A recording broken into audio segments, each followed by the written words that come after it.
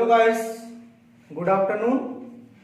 हमारे YouTube channel competition classes मक्कापुर में आपका हार्दिक स्वागत है। जैसा कि आज हम लोग पढ़ने वाले हैं साधारण ब्याज के बारे में।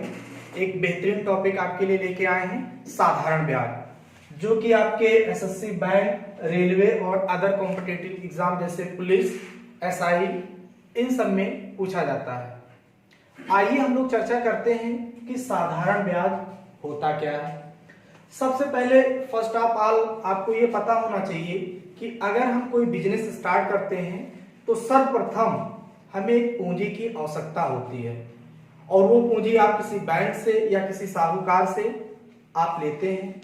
तो इनिशियली जो पैसा किसी बिजनेस को स्टार्ट करने के लिए लिया जाता है वो आपका मूलधन कहलाता है, और मूलधन को हम लोग पी से प्रदर्शित करेंगे, यानी पी जहां हम लिखेंगे वो आपका मूलधन कहलाएगा। और जब आप किसी से कुछ पैसा लेके आएंगे तो उनकी कुछ शर्तें होंगी। वो कहेगा हम 5%, 10% ब्याज लेंगे, तो वो आपका दर होगा, और दर को हम लोग आर से प्रदर्शित करेंगे। ये आपका दर कहलाएगा। और आपने कितनी अवधि के लिए पैसा लिया, मान लीजिए आपने 2 साल के लिए लिया या 3 साल के लिए लिया, तो वो आपका टाइम कहलाएगा। और ये आपका समय यहाँ पे हम लोग डिनोट करेंगे टी से। अब आप देखिएगा साधारण ब्याज होता क्या है। जैसे साधारण ब्याज नाम से ही स्पष्ट है, साधारण ब्याज का मतलब होता है सरल ब्याज।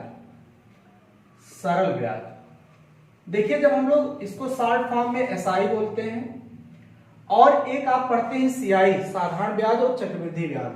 तो साधारण ब्याज का मतलब होता है सरल ब्याज, यानी आप बेहतरीन शब्दों में ये कह सकते हैं कि जब कभी भी मूलधन पर जो ब्याज लगाया जाता है वो साधारण ब्याज होता है, और इस ब्याज को कभी मूलधन में नहीं जोड़ा जाता है। फॉर एग्जाम्पल हम आपको समझाना चाहते हैं, जैसे मान लीजिए कि आपने 100 रुपए उधार लिया 5% की दर से, और साधारण ब्याज पे 2 वर्ष के लिए।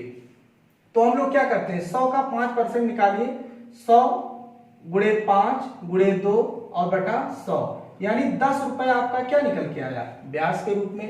तो प्रत्येक वर्ष हम लोग क्या करेंगे, 10-10 रुपए हमारा ब्याज होगा, जबकि चक्रवृद्धि ब्याज में ऐसा नहीं होता है। जो आपने 100 रुपए लिया है वो मूलधन है, और पहले वर्ष का ब्याज 10 रुपए इसमें ऐड हो जाता है, और ये आपका 110 रुपए हो जाता है। अगले वर्ष आपको 110 रुपए पे ब्याज देना होगा, जबकि साधारण ब्याज में ऐसा नहीं होता है। ठीक, तो ये आप लोग सीखिएगा। अब इसमें हम कोशिश ये करते हैं कि जैसे मान लीजिए कि किसी भी अमाउंट को आपने 5% पे लिया, तो 5% का मतलब क्या होता है, 5/100 ही तो, यानी हर 100 रुपए में आप कितने रुपए आपका ब्याज होगा, 5 रुपए होगा। आपने मान लीजिए 7% पे ब्याज लिया, तो 7% का मतलब क्या होता है, 7/100, यही तो होता है। यानी प्रत्येक 100 रुपए में से आपको 7 रुपए ब्याज के रूप में देना है। तो आइए हम लोग देखते हैं इसको हम लोग कैसे कैलकुलेट करते हैं। तो एसआई जो आपका होता है, यानी तीनों का मल्टीपल, यानी मूलधन P और दर R और समय T और बटे 100, इस फार्मूले से हम साधारण ब्याज निकालते हैं। एसआई आपका क्या है, सिंपल इंटरेस्ट, यानी मूलधन गुणे दर गुणे समय बटा 100। अब यहाँ पे आप देखिएगा 4 अननोन क्वांटिटी दी गई है, एसआई, P, R, T, और इन चारों में से 3 की वैल्यू हमेशा दी जाएगी, और आपको चौथे का कैलकुलेट करना रहेगा। उसके बाद में देखिएगा एक इसमें आता है मिश्र धन। जब कभी भी हम मूलधन में ब्याज को जोड़ देते हैं तो वो हमारा मिश्र धन बनता है। यानी हम लोग कह सकते हैं ए बराबर, मिश्र धन को हम लोग ए से डिनोट करेंगे, टोटल अमाउंट होता है, ये P प्लस एसआई माना जाता है। यानी मूलधन में आप ब्याज को जोड़ेंगे तो ये आपका मिश्र धन कहलाएगा। उसके बाद में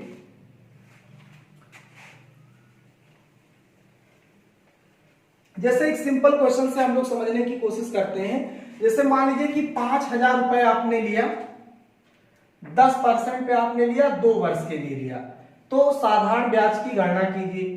तो एसआई बराबर क्या होता है, P R T/100, यानी P की वैल्यू आप 5,000 रखेंगे R की वैल्यू 10 और T की वैल्यू 2 और बटे 100 और 2 जीरो से 2 जीरो कैंसिल, ये 50 और ये 10 गुना 20 और ये सीधा आपका आ गया 1000 रुपए, यानी 1000 रुपए आपका ब्याज हुआ। तो जो आपने 5000 रुपए लिया था बेटा ये मूलधन कहलाएगा, और 10% पे आपने लिया था ये मूलधन कहलाएगा, और ये आपका दर कहलाएगा, और ये आपका समय कहलाएगा। और जो एक्स्ट्रा पैसा आपने दिया यही आपका एसआई है, इसी को हम लोग साधारण ब्याज कहते हैं। अब आप देखिएगा इसमें कभी कभी ये चीजें आ जाती हैं कि आपको 8 महीने का साधारण ब्याज निकालना है, आपको 10 दिन का साधारण ब्याज निकालना है। तो उसको समझने के लिए जैसे यहाँ पे देखिए 2 ईयर यानी 2 साल का डायरेक्ट पूछ लिया गया था। अगर मान लीजिए आपसे 65 दिन का साधारण ब्याज पूछता है तो आपको क्या करेंगे? तो जाहिर सी बात है ये फार्मूला 100 पे है, यानी 65 दिन का साधारण ब्याज निकालने के लिए आप 65 को 365 से क्या कर देंगे? डिवाइड कर देंगे, फिर ये साल में परिवर्तित हो जाएगा और यहां से हम लोग इसको निकाल सकते हैं। कभी कभी कहता है कि जैसे 8 महीने का साधारण ब्याज बताइए, तो हम 8 को 12 से डिवाइड कर देंगे, क्योंकि एक वर्ष में 12 महीने होते हैं। तो 4 दूनी 8 और 4 तिहाई 12, यानी आपका 2/3 वर्ष आ जाएगा। तो इस तरीके से दिन को आप इसमें कन्वर्ट कर लीजिए वर्ष में, और महीने को भी आप वर्ष में कन्वर्ट कर लीजिए, और अगर वर्ष में दिया गया है तब कोई अंतर नहीं है, आप लोग इसको इजीली सॉल्व कर सकते हैं। इसमें एक चीज आप और ध्यान दीजिएगा, जैसे मान लीजिए कि आपसे ये कहा जाए कि 31 मई 2020 से 31 जुलाई 2021 का साधारण ब्याज कितना होगा। तो आपको ये पता होना चाहिए फ्रेंड्स कि जिस दिन बैंक में हम लोग पैसा जमा करते हैं उस दिन बैंक हमें ब्याज नहीं देती है, लेकिन जिस दिन हम पैसा निकालने जाते हैं उस दिन बैंक हमें ब्याज देती है। फॉर एग्जाम्पल अगर हम 5 अप्रैल को पैसा जमा कर रहे हैं तो बैंक इस दिन ब्याज नहीं देगी, लेकिन अगर हम 8 अप्रैल को पैसा निकालने गए तो बैंक इस दिन आपको ब्याज देगी। यानी दिनों का ब्याज काउंट करते वक्त ये हमेशा ध्यान रखेंगे। अब देखिएगा मेरे जो पढ़ाने का टेक्निक है प्यारे बच्चों, उस पर ध्यान दीजिएगा। हम लोग सबसे पहले जीरो से पढ़ेंगे, जीरो से टॉप तक चलेंगे। इसमें 3 तरीके का आपका क्वेश्चन आएगा। टाइप फर्स्ट, जिसमें आपको एकदम सिंपल क्वेश्चन, और इतना भी सिंपल नहीं रहेगा कि आपके एग्जाम में ना पूछा जाए। फिर टाइप सेकंड में आपके मिडिल ऑर्डर के क्वेश्चन आएंगे, और टाइप थर्ड में आपके बेहतरीन क्वेश्चन जो आपके एग्जामिनेशन हॉल में 100% पूछा ही जाता है। जैसे फॉर एग्जाम्पल आज हम लोग जो पढ़ने वाले हैं वो हम लोगों का है टाइप फर्स्ट। क्या है प्यारे बच्चों? टाइप फर्स्ट है। और टाइप फर्स्ट में आज हम लोग पहला क्वेश्चन जो पढ़ने जा रहे हैं वो ये है, जैसे क्वेश्चन कहेगा रुपए 2500 का 5% वार्षिक दर से 219 दिन का साधारण ब्याज कितना होगा। फिर से सुनिएगा, रुपए 2500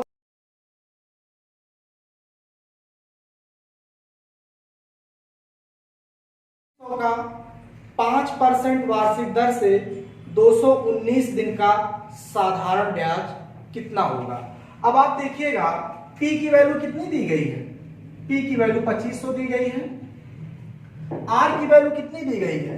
5% दिया गया है, और T का वैल्यू 219 दिन दिया गया है। तो मैंने आपको कहा था कि अगर दिनों का ब्याज निकालना तो इसको 365 से आप क्या करेंगे? भाग दे देंगे, है ना। 73 तिया 219, 73 पंचे 365, यानी ये 3/5 वर्ष आ गया। अब देखिएगा बच्चों वही फार्मूला एक मेथड से सारे क्वेश्चन को, SI = P R T / 100 होता है। P की वैल्यू आप रखेंगे 2500, और R की वैल्यू आप रखेंगे 5, और T की वैल्यू है 3/5, यानी 5 से 5 कैंसिल हो जाएगा, अपान में 100 चलेगा, और 2 जीरो से 2 जीरो कैंसिल हो जाएगा। 25 गुणे 3, 25 तिया 75, और रुपए का सिंबल हमेशा बच्चों आगे लगाते हैं, यानी आपको ब्याज के रूप में 75 रुपए देने हैं। अब इसी क्वेश्चन में पूछता है कि मिश्रधन कितना होगा, तो 2500 रुपए में 75 रुपए जोड़ दीजिए, 2575 आपका मिश्रधन होगा। क्वेश्चन नंबर 2 आपका दिया गया है कि 6000 रुपए पर 6% वार्षिक दर से 8 माह का साधारण ब्याज कितना होगा। फिर से सुनिएगा,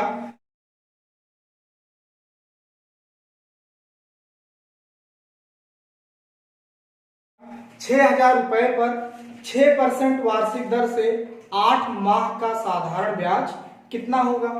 अब आप देखिएगा इसमें P की वैल्यू कितनी दी गई है, 6,000 रुपए दी गई है। R की वैल्यू कितनी दी गई है, 6% दी गई है। और T की वैल्यू 8 महीने दिया गया, तो 8 को 12 से आप डिवाइड कर लीजिए, 4 दूनी 8, 4 तिहाई 12, ये हो गया 2/3। अब ये वर्ष में कन्वर्ट हो गया।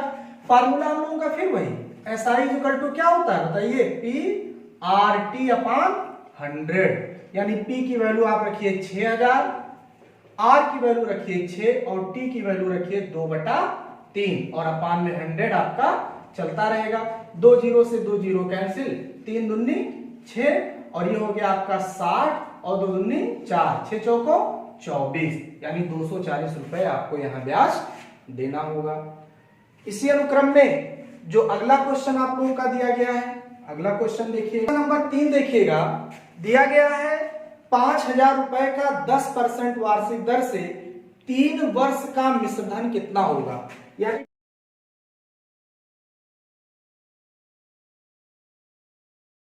P की वैल्यू कितनी दी गई है, 5,000 रुपए।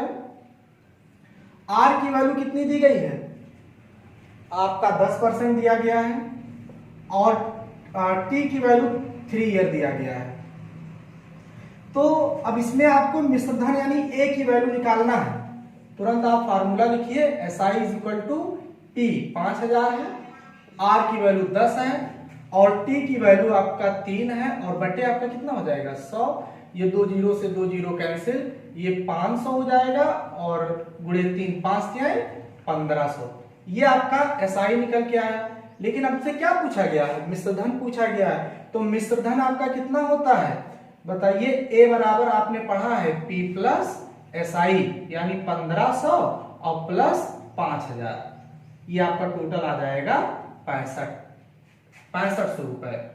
ये आपका मिश्रधन होगा। अब इसी अनुक्रम में अगला क्वेश्चन हम लोग देखते हैं। अगला क्वेश्चन नंबर 4 देखिएगा आप लोग। क्वेश्चन नंबर 4 देखिए क्या कहता है, रुपए 3200 पर 4 अप्रैल 2012 से 16 जून 2012 तक का साधारण ब्याज कितना होगा।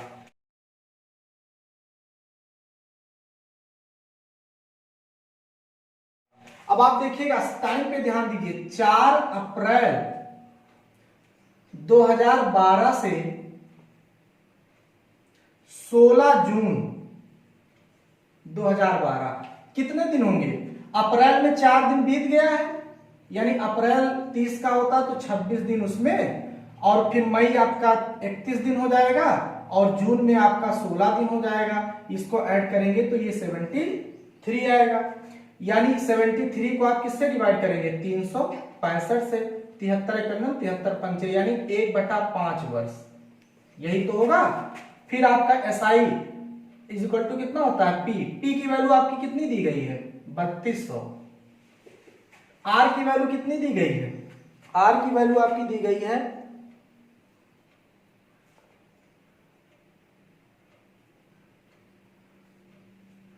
16 जून दी गई है 10%, और T आपका दिया गया है 1/5 और आपका ये 100 है। इसको इससे हम लोग कैलकुलेट करेंगे, 5 दूनी 10 और 32 दूना 64 रुपए ये ब्याज के रूप में प्राप्त होगा। इसी अनुक्रम में आप लोगों को क्वेश्चन नंबर 5 देखिएगा। क्वेश्चन नंबर 5 में कहा गया है कि साधारण ब्याज की किस वार्षिक दर पर, साधारण ब्याज की किस वार्षिक दर पर किसी धन का 10 वर्ष का साधारण ब्याज उस धन का 2/5 होगा। अच्छा एक बात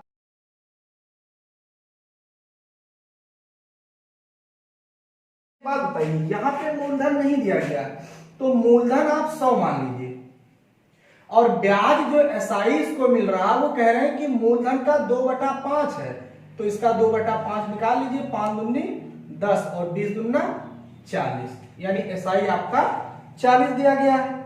और उसके बाद में 10 वर्ष यानी T की वैल्यू 10 दी गई है। तो बताइए आपका SI इक्वल टू क्या होता है, PR/T/100 होगा। अब आप देखिएगा SI यहाँ पे 40 रख लीजिए और P की वैल्यू आपकी 40 है, T की वैल्यू आपका 100 है, R की वैल्यू आपको निकालना है और T की वैल्यू 10 मान लीजिए दिया गया है और बटे, तो 100 से 100 कैंसिल और एक जीरो से ये जीरो, यानी x बराबर 4%। तो ये 4% आपका आंसर होगा। प्यारे बच्चों, ये आपका टाइप फर्स्ट था। टाइप सेकंड में हम लोग पढ़ेंगे गुना पर आधारित प्रश्न, यानी टाइप सेकंड गुना पर आधारित प्रश्न होगा, जो आपको अगले लेक्चर में बताया जाएगा। थैंक यू, धन्यवाद।